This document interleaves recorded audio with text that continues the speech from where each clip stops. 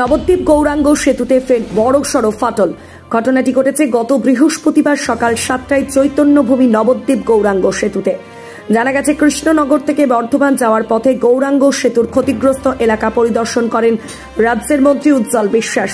এরপর ঘটনার খবর পেয়ে ঘটনাস্থলে পূর্ত দফতরের নদিয়া জেলার এক্সিকিউটিভ ইঞ্জিনিয়ার ওয়ান বুলবুল ইসলাম এসে বিষয়টি খতিয়ে দেখে দ্রুত কাজ শুরু করার নির্দেশ দেন। অপরদিকে মেরামতের কাজ চলাকালীন যাতে ভারী যানবাহন চলাচল করতে না পারে সে বিষয়ে নজর রাখেন নবদ্বীপ থানা ও ট্রাফিক পুলিশ।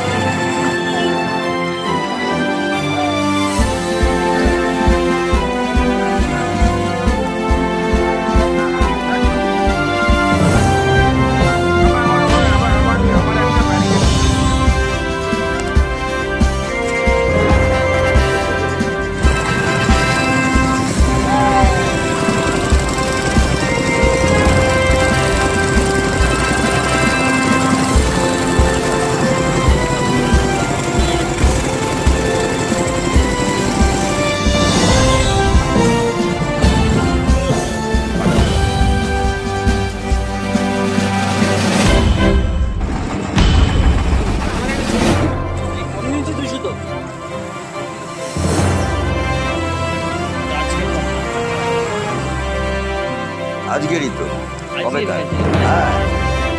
ছিল, কিন্তু এতটা ছিল না।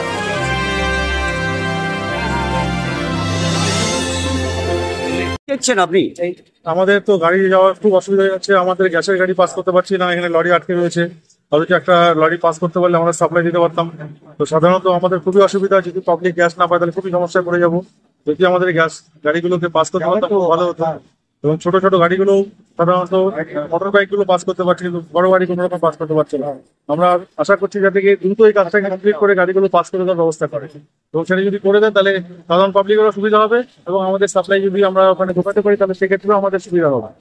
তো আমরা প্রশাসনের কাছে নিশ্চয়ই আবেদন করছি যাতে কি এই কাজটাকে দ্রুত করে দেওয়ার ব্যবস্থা করা হয়। এর জন্য আমি সবাইকে জানাচ্ছি। এ বিষয়ে পূর্ত দপ্তরের এক্সিকিউটিভ ইঞ্জিনিয়ার ও মন্ত্রী উজ্জ্বল বিশ্বাস কি বললেন শোনাবো।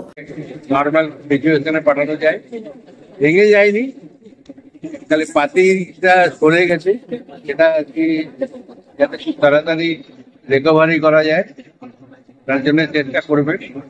আমরাও চাই তারা খুব তাড়াতাড়ি ব্যাপারটাকে করুক, কারণ এটা একটা সরকারের খুব নয়, এটা একটা ইমার্জেন্সি রাস্তা।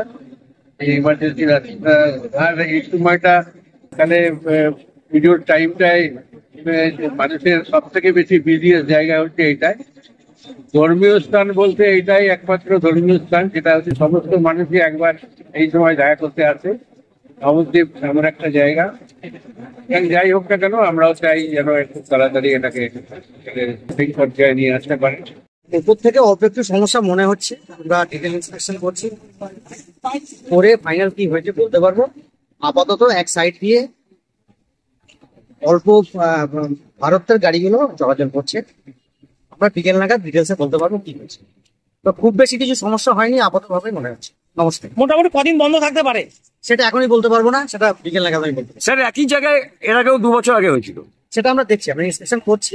ফার্দার ওই কাজেরই কোনো প্রবলেম হয়েছে নাকি নতুন করে কিছু প্রবলেম হয়েছে কি আদৌ কোনো প্রবলেম হয়নি, সেটা আমরা ইন্সপেকশন করার পরে ডিটেল ইন্সপেকশন করার পরে করতে পারবো।